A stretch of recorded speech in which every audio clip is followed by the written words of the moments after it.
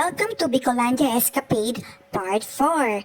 Now we will be going to Caramoan, Camarines Sur. It took us 5 hours of travel from Legazpi to Caramoan. Ang first na madadaanan natin ay ang Tobacco City, Albay. So, medyo mahaba pa ang lakbayin namin for Albay before going to Camarines Sur. Pero magaganda rin ang mga sceneries. So, isa na nga rito itong Tiwi na maraming mga rice fields. So, feeling nga namin mura yung palay dito or yung bigas kasi ang dami talagang pananim.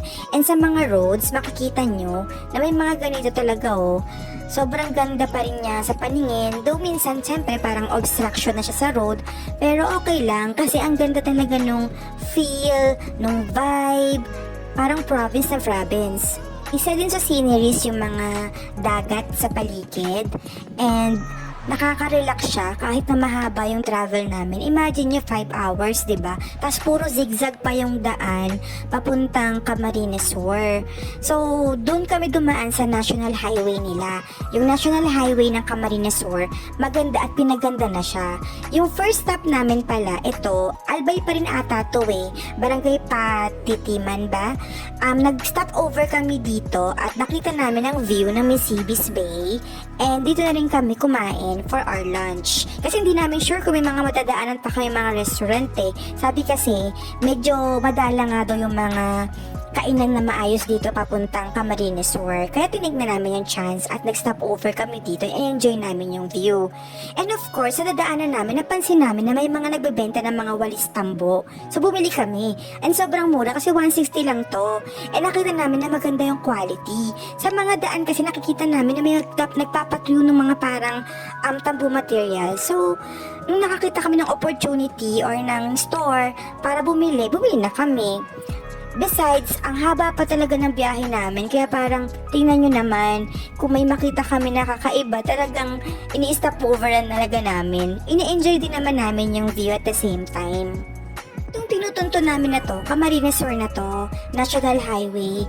And makikita nyo naman talagang sobrang probinsya yung vibe dito sa province na to. And besides, konti lang din yung mga establishment na mga meron. Pero merong mga terminal dito na mga bus going to Naga or going to, I think meron din sila sa Cubao. Dito sa province na to, makikita nyo, marami pa rin and very rich pa rin yung rice fields nila. Tapos, tahimik lang yung vibe, yung community nila, very provincial na provincial, yung mga schools nila. Alam mo yung dati, yung parang 90s na feeling yung schools. Ganun yung na-feel ko nung dumaan ako dito. Yung Camarines Sur National Highway, tinutunto niya is yung Lagonoy, Garchi Torena, Caramoan, tsaka Presentasyon. Doon sa naging travel namin, akala ko nung nakita ko na yung signage na may Caramoan, malapit na kami. Pero I think may mga 2 hours pa ata yung naging travel time namin dito. Kasi ang dami pa rin namin na daanan na zigzag. Careful nga pala guys kasi kapag dumaan kayo dito, talagang medyo matatarik yung mga daan. Doon pinaganda talaga nila Even ito, tingnan nyo, para siyang man-made forest. Naalala ko yung sa Bohol, may mga nag-stop over nga pero kami kasi hindi na namin nag-stop over kasi hapon na. So parang hinahabol din namin yung time na maka-check-in tsaka makapahinga kami dun sa Caramoan. Pero ang ganda talaga nung daan. Tapos nakakatuwa dito, may nakasalubong kami dito na jeep na may nakasakay sa taas. Naalala ko nung nag-Benguet kami na ganyan din na experience yung naranasan ko. Parang feel na feel yung probinsya na vibes. Parang ang daming mga nostalgic mga experience na bumabalik. And also, dito sa Camarines Sur Highway, ang daming magagandang mga bridges. Yung daan nila, talagang inaayos talaga nila.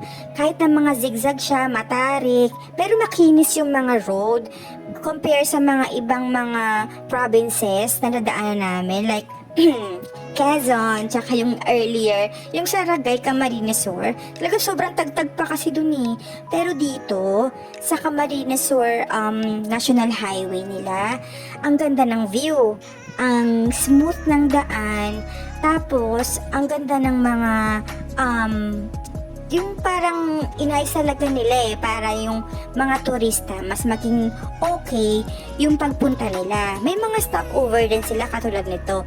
Actually, itong presentasyon, isa siya sa pinakamahaba na town na madadaanan mo pag dito ka dumaan sa National Highway na to.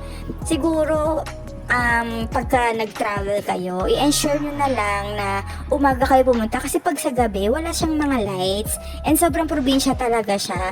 So, para huwag kayo masyadong mag-expect na may lights yung mga dadaanan nyo. Nung pumasok na kami dito sa Karamuan pala mismo, hindi ko alam kung mga 1 hour na lang siya, pero may times na akala ko malapit na pero malayo pa pala. So nung dumating kami dun malapit sa may Paniman na barangay, kinakailangan namin na mag-stop over dun sa isang lugar bago yung bridge ng Paniman kasi ginagawa pala siya that time. During this time may mga rehabilitation na ginagawa yung Bicol region. Nakaka-appreciate naman tayo sa ganun kasi alam natin in the future tayo rin na may makikinabang as a tourist and even for the locals, diba? Pero during this time medyo nakaka-hassle kasi hindi kami prepared, hindi namin alam na may ganun palang senaryo. Buti na lang may mga parking slot na ginawa yung mga locals doon. 100 ata for day tour and 200 for overnight. So kami kasi parang nag 3 nights kami. So parang mga 600 ata yung binayaran namin. Mukha namang safe yung parking area niya. Kaya parang okay lang din naman kasi marami nagpa-parking. So from here, nag-stop na kami dito. Dito na kami nag-ayos ng aming mga gamit. Tapos ni-rearrange na lang din namin kung ano yung mga pwede naming dalhin. And then from here, ang pwede na lang kasing sakyan is tricycle o kaya yung motor. Hindi na kaya ng bridge na dumaan pa yung mga sasakyan. Kaya from here, kailangan talaga ayusin na namin yung mga gamit namin and mag-tricycle na lang kami.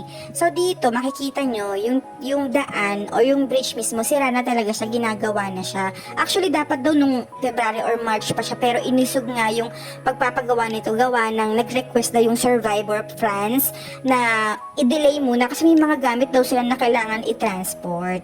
Kasi yun nga, medyo hassle talaga siya, lalo na dun sa mga resort or mga establishment na meron doon sa may Paniman. Anyway guys, yung Paniman is fishing village talaga siya. So, huwag kayo masyado mag-expect na may mga bilihan kayo dito. But then, yung lugar, maganda, tahimik, and very decent naman. So, for now, ito muna yung video natin.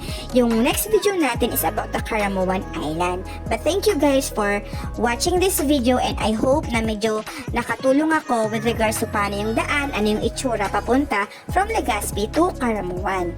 See ya! Thank you! Bye-bye!